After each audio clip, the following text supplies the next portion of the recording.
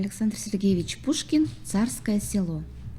Хранитель милых чувств и прошлых наслаждений, а ты, певцу Дубрав давно знакомый гений, воспоминания, рисуй передо мной волшебные места, где я живу душой, леса, где я любил, где чувство развивалось, где с первых юностью младенчество сливалось, и где взлелеянный природой и мечтой я знал поэзию, веселость и покой.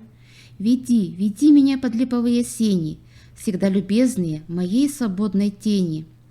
На берег озера, на тихий скат холмов, да вновь увижу я ковры густых лугов, и дряхлых луг дерев, и светлую долину, и злачных берегов знакомую картину, и в тихом озере, средь блещущих зыбей, станицу гордую спокойных лебедей.